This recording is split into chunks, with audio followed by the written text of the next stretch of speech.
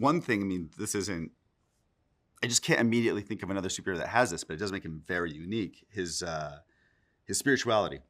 His spirituality as it relates to his sense of justice, and in our show, there's a way to describe this season as maybe Daredevil's biggest crisis of faith. Mm-hmm. Okay, and how much has the show changed after the creative restructuring after the strikes? What has remained and what have you discarded from the previous work? Yeah, a lot of the material from the first round of filming is used in the entire series of Born Again. It was a restructuring and a different creative aim, but still using a lot of the things that were still built upon. The biggest thing is probably that it became more serialized, longer episode arcs. And there were some things that happened off screen that we decided in the first episode to depict on screen. That was also, by the way, a lot of these decisions were made before we were able to come on. But also, like, hats off to our EP Sana and our showrunner Dario for figuring out that Rubik's Cube. Okay, in the show, New York society is really divided. What do you think that leads citizens to trust more in the vigilantes than in the institution? That's a good question. Well, I actually would say I don't think that in this show we do say that New York society trusts vigilantes more than institutions. I think it's a constant tension and a question. And I think it's because it's a bit unanswerable. It's kind of just talking about what happens when a system doesn't work perfectly, and how do you get justice in that. What else about that? I don't know. I mean, I guess that's, it's part at the core of the mystery of the show is who will ultimately hold the hearts and minds of New York City. Yeah. The ethos of Matt or the ethos of Fisk. Mm-hmm. And I think that it's funny you say it's unanswerable. I think that's the question. And if we could solve it, we might. It's almost like saying who it's like solving Laura Palmer at the end of Twin Peaks season 1, where it's like, oh no. Yeah, and that's what's so nice about it is we have. Thank you for this question. If you don't mind, if we'll muse on it for a bit. It's kind of inspiring a bonanza of creativity over here.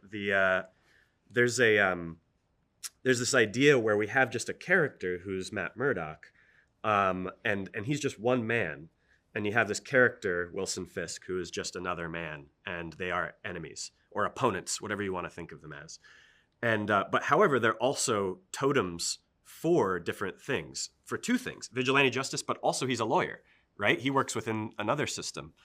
And you'll see how that system works for him in the whole arc of the show. But also you have essentially a criminal at heart, a mob boss who is also working within the political system. And for what gain? You don't know if it's for power or if it's because he wants New York to love him or because he really cares about New York. And all of these things might be true. And because all these things might be true, because there's many, many sides to these coins, it can't be answerable. And that's what's kind of so interesting for us as filmmakers is exploring how these things interact rather than answering what side to land on exactly. Now, of course, there's good guys and bad guys. I mean, that we're not saying there's no bad in the world, there's no good in the world, but it is more of an exploration, I think, than like a side taking. Thank you for that question. That was fun. So I wanted to ask you also, do you think that is it the climate of constant tension that maybe encourages the emergence and support of these type of characters who take justice from their own hands?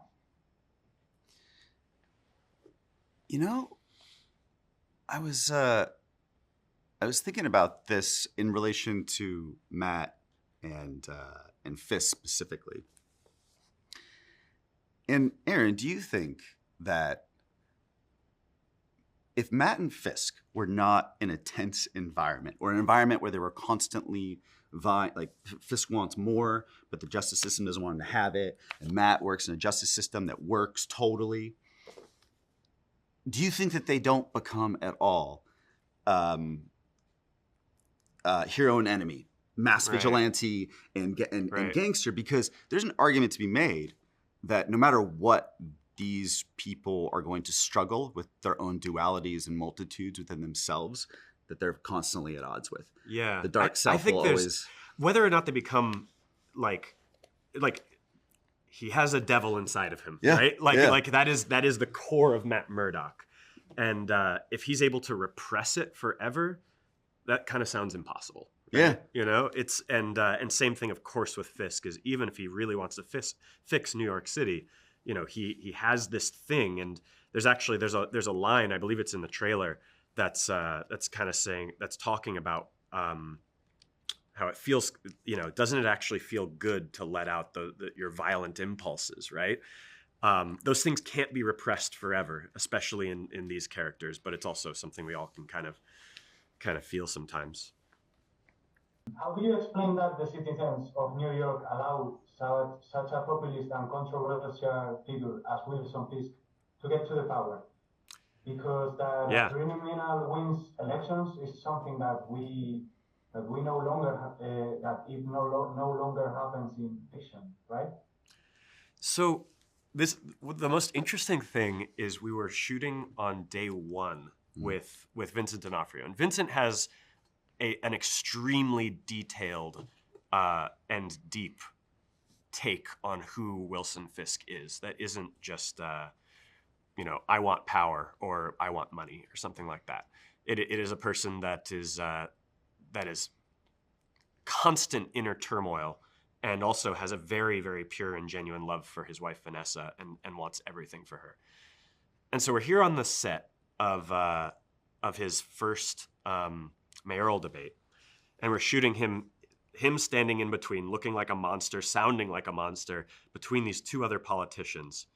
And I mean, it felt like we observed the most human person. We were watching him, and he just didn't talk like the other people. And you kind of just started to understand why New York might vote for him, is because it was just kind of like everyone else felt like more of the same. And he was just talking about the truth of him getting shot in the face by a vigilante, which actually happened. So for us, we were just like, oh, that's really interesting, is how Vincent is one of the best actors in the world and is able to kind of humanize this process. We don't know if we still have you, by the way. We're just looking at ourselves. Oh, great. Hey. All right, we're just looking at ourselves. We were like, oh, do we keep talking? Great. Aaron's like, I just dropped some gold. Tell me that I didn't. Yeah. Yeah. Oh, finally, a final question. Yeah. About the future of the show. What character would you love to have for the next seasons? And maybe new ones, one from the MCU, or maybe rescuing any other from the Defenders? Sub-Zero from Mortal Kombat. No. What? Selfishly, I just want to work with Tom Hiddleston and Oscar and Ethan and everybody again. Oh, that's the answer. Yeah. If we could bring back. We're just selfish. I don't know how the hell that fits in with Daredevil, but I want them in our show. I just want to work with them again. Yeah. Is that an okay answer? I know it's kind of a cop-out, but it really is in our hearts.